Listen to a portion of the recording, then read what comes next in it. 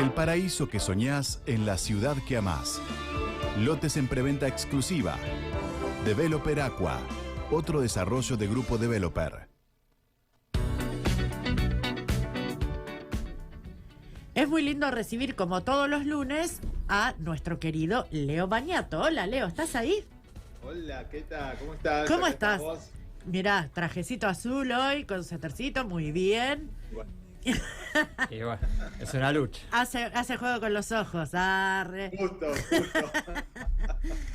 Leo, buen día. Hoy tenemos un tema súper interesante que surgió la semana pasada, en el que lo estuvimos debatiendo acá en la mesa, y que vos nos mandaste un mensaje que te hubiera encantado debatir sobre el tema, y en realidad lo que faltaba en el debate era alguien que supiera. Que sepa.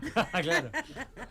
Entonces acá es donde entrás vos, Leo, y es muy provechoso tenerte. Lo que hablábamos, y que es un debate permanente en las redes sociales y en los grupos de ciudadanos marplatenses, y viste que hay grupos en Facebook, por ejemplo, de fotos viejas de Mar del Plata. Me encanta. Sí, son lindísimos. Ya hemos hablado acá con Pablo Junco, que es el que creó este grupo. Sí, muy bueno lo que hace Pablo. Sí, tiene 32.000 seguidores, es una maravilla. Y cuando se empiezan a ver fotos viejas de Mar del Plata, lo primero que aparece es el tema de el patrimonio arquitectónico que ha desaparecido en la ciudad en una gran parte, y lo que queda está en riesgo ahí en la cornisa temblando. Sí. Y el tema, lo que se debatía acá en la mesa en ese momento, se los recuerdo para los que por ahí no lo escucharon, era bueno, está buenísimo conservar el patrimonio arquitectónico, pero también entra en juego un Estado municipal que tiene poco dinero. Ya se nos ha dicho que el 80% de lo que recauda el gobierno municipal es para pagar sueldos, o sea que poco se puede hacer realmente. ¿Quién mantiene, más allá de las ganas que tengamos todos los marplatenses de que esas construcciones, esas mansiones estén y que no se tiren abajo, quién las mantiene? Porque si los familiares deciden, mirá, no tenemos guita, no tenemos ganas, no queremos seguir sosteniendo este armatoste, tienen su derecho también. ¿Cómo se hace en estos casos? ¿Cómo han hecho otros países? Leo, contanos. Lo que pasa que es siempre lo mismo. Tristemente tenemos que hablar de cuestiones económicas. En otros países ser dueño de un patrimonio arquitectónico es un espectáculo. Te invito a que le preguntes a cualquier dueño de un patrimonio arquitectónico de Mar del Plata qué le parece que su propiedad haya sido declarada de interés patrimonial y se quieren cortar la cabeza. Ah, ¿sí? ¿Por qué? Sí, porque no la pueden vender, no pueden hacer nada. Claro, el volumen de restricciones que se le impone a un bien declarado patrimonio hace que nadie lo quiera comprar, básicamente. Y entonces, en vez de ganar valor, pierde valor su propiedad. Porque hay un montón de restricciones y de pedidos que le hace el Estado al privado para preservar eso, pero por otro lado, la contraprestación de ese pedido es insignificante en relación al pedido. Claro. Versus en otros países donde te sacaste la lotería, más o menos, porque tenés, además de exenciones de todo tipo de impuestos y de tasas, tenés subvenciones que te aportan otros estados para proteger ese patrimonio. O sea, ahí es donde el Estado le dice a los propietarios, bueno, usted tiene que hacer esto, usted ponga esa parte, nosotros ponemos esta otra parte. En cambio acá, en nuestra ciudad, que es lo que yo conozco, pero así se replican absolutamente creo que todas las ciudades del país, el Estado le pide al privado, pero te dice, bueno, no te cobro, no sé, en Mar del Plata no te cobran alumbrado, barrido y limpieza.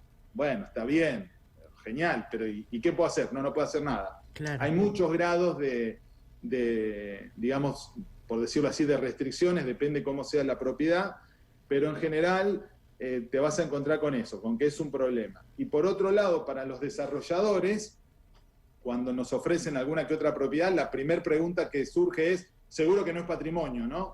Porque hay casas que uno, cualquiera lo ve y dice, che, esto es patrimonio, porque sí, mirá, te das cuenta, qué sé yo, sabés que es de un arquitecto que le trajo a la ciudad cosas, o sabés que tiene un impacto visual importante, pero hay otras casas, de hecho hubo hasta hace 2 años una discusión si el chalet marplatense, que es una tipología, no se tenía que declarar como patrimonio arquitectónico, lo cual económicamente hubiera sido un drama, porque hay mucho chalet marplatense que se puede desarrollar, pero le hubiera sacado a todos tanto a los desarrolladores como a los privados, la posibilidad de hacer algo con esa propiedad.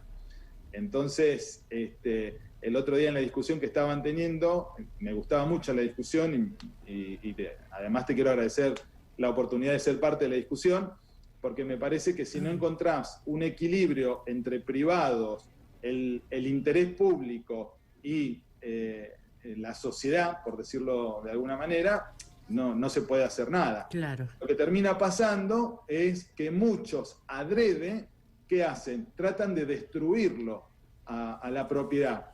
Hay un caso emblemático, hay un hotel emblemático de la ciudad, el Hotel Lafayette, que es patrimonio, y ahí está, se voló el techo y lo están dejando, hasta que un día se va a caer ese hotel, ya está, hay que demolerlo, de hecho, prácticamente, y bueno, entonces ahí se va a convertir en un bien que se pueda desarrollar, en vez de que haya alguna política de cómo hacemos para, en conjunto, por un lado preservar lo que haya que preservar, y por otro lado dejar desarrollar.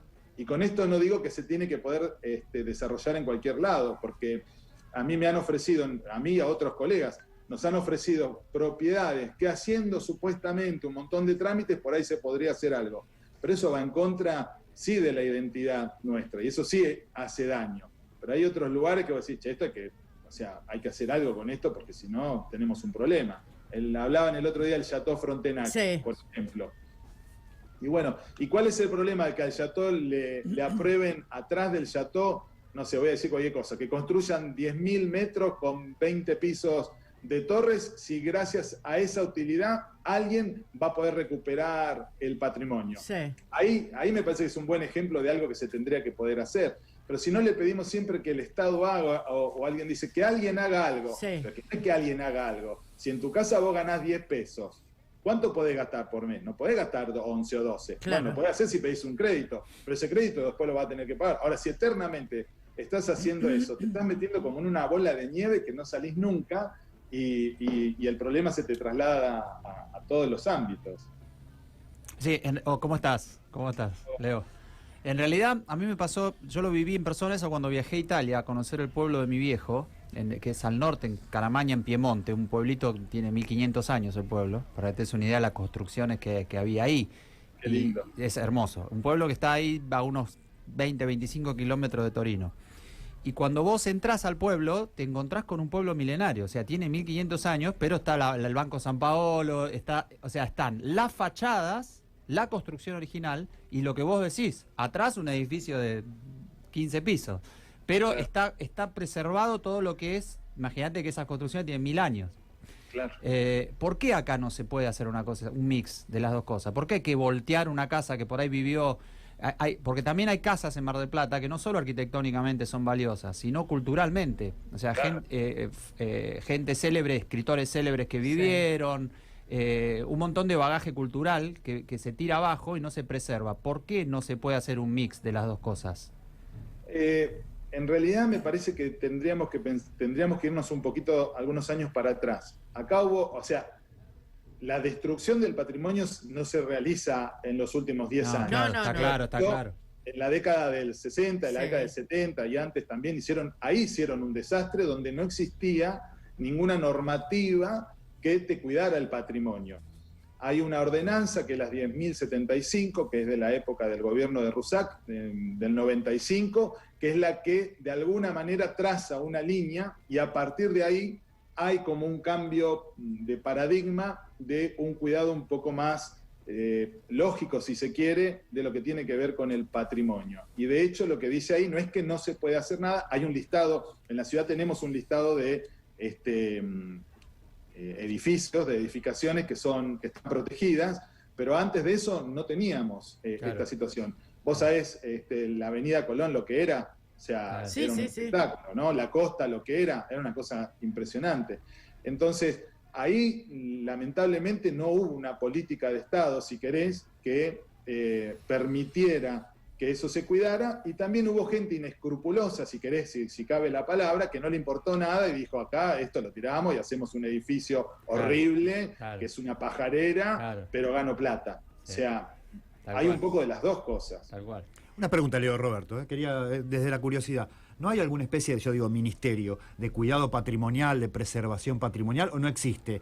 ¿Hay gente que sepa de este tipo de temas que pueda hacer una diferencia opinando o cambiando, o no? ¿O esto queda librado a la ley y a lo que cada uno pueda hacer? No. Todo lo que tiene que ver con patrimonio tiene indicadores especiales. O sea que si yo quisiera hacer algo en una propiedad que está declarada de patrimonio, sí tengo que ir a la municipalidad, a una comisión de preservación de patrimonio que se creó en ese momento, antes no existía, y que va a tener que tratar cada proyecto como único e individual. Yo tuve la posibilidad de participar en el pedido de trabajar sobre un inmueble que tiene un parque enorme y que es patrimonio. Pero en ese caso nosotros contratamos un estudio de arquitectura que lo único que hace en el país es trabajar con patrimonio. Entonces nos pusimos a investigar, digamos, los materiales, de dónde venía, cómo se podía recuperar ese lugar, el costo que tenía y todo eso. Y por hacer todo eso y dejarle a las generaciones futuras ese patrimonio resguardado, nosotros pedíamos una excepción. No es una excepción, porque como es un indicador especial, se le dice excepción aunque no es tan así, se le pedía al Estado municipal que nos apruebe hacer una obra. Entonces ahí para mí había una cuestión de equilibrio, es decir, bueno, preservemos el patrimonio, cuidemos, no hagamos taxidermia del patrimonio como han hecho en otros casos que hacen cortes de casa, le sacan un pedazo, con desastre, y propongamos digamos, traerle un poco de un edificio moderno, como vemos, como decía Federico, en otros lugares del mundo, donde se convive lo antiguo con lo moderno. Pero sí hay en la ciudad un tratamiento de aprobación. Es un poco vidrioso porque vos la lees la ordenanza y deja tan librado a distintas interpretaciones lo que se podría hacer o lo que no se podría hacer, que ahí es donde está lo filoso. Porque vos decís, che, bueno, ¿y qué puedo hacer? Y no sé, proponé y nosotros vemos. Y bueno, y después depende de la voluntad. Sí. Es lo que yo noto desde que estoy en el programa de radio y presto más atención a esto, y lo notaba antes también, es que los marplatenses tenemos como males endémicos, y de los que no podemos salir. Cuando uno ya ha transcurrido un montón de años como marplatense y empezás a ver que las problemáticas se instalan y se reiteran, ya te digo, el transporte, el patrimonio arquitectónico, hay un montón de situaciones que no cambian y que se instalan como problema endémico, pasan los gobiernos, el oficialismo no puede, la oposición no puede, sea del signo que sea el gobierno, pasan los años y siempre estamos igual, o sea, siempre se siguen tirando abajo casas patrimoniales, antes porque esto, ahora porque lo otro. O sea, es desesperante como marplatense ver que todo se termina convirtiendo en un problema endémico, en un problema de sin solución, y que no te gastes porque votes a quien votes, estés del lado que estés, siempre el boleto aumenta, las casas, los chalets se tiran abajo. O sea, es realmente bastante frustrante ser ciudadano. No, igual, a ver, hablando un poquito del tema que me compete, digamos, ¿cuál es el problema de tirar abajo casa? La pregunta sería esa, ¿cuál es el problema de tirar abajo casa? Porque si no, tendríamos que seguir viviendo en cavernas, por decirlo de alguna manera, ¿no? El problema es qué casas tiramos abajo. Claro. Y ahí es donde yo digo de que la gente dice, no, porque tiran abajo casas patrimoniales, pero esperá, no, eso no sucede más eso. O sea, eso aclaremos, tracemos la línea. El patrimonio hace rato, hace años que no está siendo demolido en la ciudad para ser reemplazado por edificios. Bien. Eso no es así. Ahora, que no te guste que donde había un barrio residencial haya edificios, ese es un problema mucho más elevado, que es que no hay un rumbo definido en la ciudad. Tal cual. Si la ciudad quiere que sea toda, no sé, vamos a decirlo así, toda la zona de Güemes no hubiera tenido la transformación que tuvo y hubiera sido un barrio residencial, me parece perfecto. Entonces, definámosle a los desarrolladores inmobiliarios dónde pueden desarrollarse. Exacto. Ahora, mientras eso no suceda, los desarrolladores vamos a agarrar el Código de Ordenamiento Territorial y vamos a construir donde diga la ley, la ordenanza, lo que fuera que nos deje. Claro. Es más de fondo la cuestión. Pero si no, parece que nosotros somos destructores, por decirlo de alguna manera, y somos todo lo contrario, somos transformadores.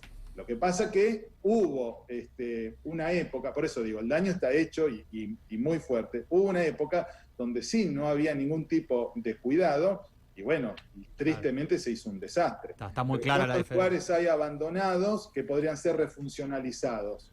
Pero si no tenés una relación económica que le dé sentido a la refuncionalización, nadie lo va a hacer. Claro. Vuelvo a lo del Chateau Frontenac, que cada vez que paso se me cae un lagrimón. Sí, es un bajón. ¿Sabes el costo que es refuncionalizar eso? Olvídate. O sea, son millones y millones de dólares necesarios solo para refuncionalizar algo que es de una época que ya no funciona, digamos. Y la Entonces, casa del Museo Vilas, lo que era el Museo Vilas, todas esas cosas, es sumamente interesante hablar con vos, Leo. Vamos a volver sobre esto porque es un tema que a los marplatenses nos interesa muchísimo, nos encanta hablar sobre esto y ya te digo, siempre queremos ir un poquito más allá de la queja, un poquito más allá de la queja, del decir, pero tiran abajo las casas y bla, bla, bla, ir un poco más allá de la queja y ver qué se puede hacer como ciudadanos para que la cosa empiece a ser un poco más agradable, un poco más conciliadora, un poco más buena onda de los marplatenses con los marplatenses mismos. Leo Bañato, CEO de Developer, del grupo Developer, un gran emprendedor marplatense. Muchísimas gracias por tu aporte de todos los lunes, que es súper interesante. gracias a vos, ¿qué tal? Gracias, chicos. Chao, Un Leo. beso grande. Dale, chao. Ahí vamos. El paraíso que soñás en la ciudad que amás. Lotes en preventa exclusiva. Developer Aqua, otro desarrollo de Grupo Developer.